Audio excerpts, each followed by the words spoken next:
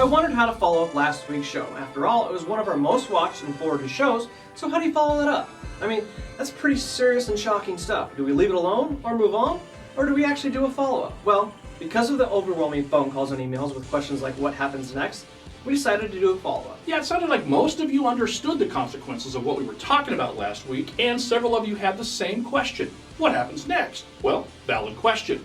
Now that we all agree that our debt is not sustainable and there's no real endgame in sight, what does happen next? Good question. And if you guys didn't take the time to forward last week's show to your friends and families, please do so, because I think everybody deserves to see what's really going on here. Now back to the show. We tend to get in our little bubble sometimes and not worry about what's happening in the world around us, as long as it doesn't affect our little bubble. But we can't do that anymore. We need to think bigger, and we need to be aware of what's really happening around us. Speaking of that, what really is happening right now? Well, as we speak, China just cut their benchmark lending rate 0.25%. Now, why is that a big deal? Remember, think bigger than just your little bubble. It's an indication that their economy, like many others, is slowing down. It tells us that this is the start of aggressive measures to combat a severely slowing Chinese economy. Why should we be concerned with the Chinese economy or other countries? Well, let's start with this. The 10 largest debtor nations on Earth have a total debt over 300% of the world's GDP. UK, Japan, China, Spain, and the US rounding out the top 5. Now, history tells us when sovereign default occurs, it triggers a domino effect. Speaking of sovereign default, what's happening in Europe right now? Oh yeah, it's literally crumbling under their feet right now. They're fighting tooth and nail to stop it, but it doesn't seem to be working. And if Europe defaults, the UK defaults, Japan defaults, South Korea defaults, and then China, and at that point, finally, the US too will default. Now, I know this sounds like fear-mongering, but please understand that it's not.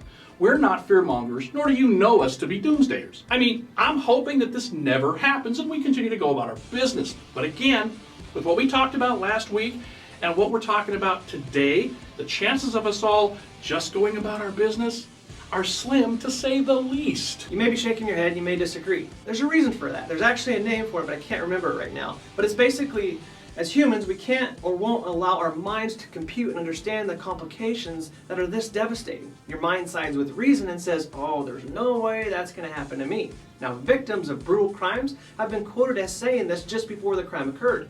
They sensed what was about to happen, and their mind just couldn't grasp the situation because it was so outside the realm of normal everyday possibility that they ignored the signs of danger, and due to this, the crime against them was allowed to be committed. This is the mindset of most Americans. We've had it so good for so long that we won't allow ourselves to entertain the very real possibility that our current debt isn't sustainable, thus not allowing us to accept the fact that very real consequences are coming our way. Don't be that guy. Prepare for the worst and hope for the best. Don't ignore the signs. 15 trillion in debt, durable goods down, unemployment up, sovereign debt out of control, lowest global GDP growth ever, and finally, the first domino set to fall. Bernanke said it himself this week. There's no more money to spend, and we need to think over other alternatives to stop this. That statement is very telling. Bernanke finally admitted that $1 trillion here and $1 trillion here won't solve the problem, and then he passed the buck to Congress, stating Congress needs to step up and start fighting this thing. He finally wised up later and warned that our too-big-to-fail mindset is dangerous, as JP Morgan Chase,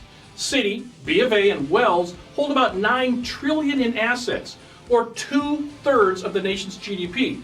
Bernanke warned that this currently poses a major risk to the nation's financial sector. Guys, when the government throws up their hands and starts pointing their fingers, that's a pretty big deal. Their approach all along has to have been printing money, and the government just admitted that it's not working. Well, no, Sherlock. Now we're left with nothing but debt. Thank you very little. Look, guys, facts are facts. A leads to B, and B leads to C. Consequences will be paid. Whether you allow yourself to see that, well, that's on you.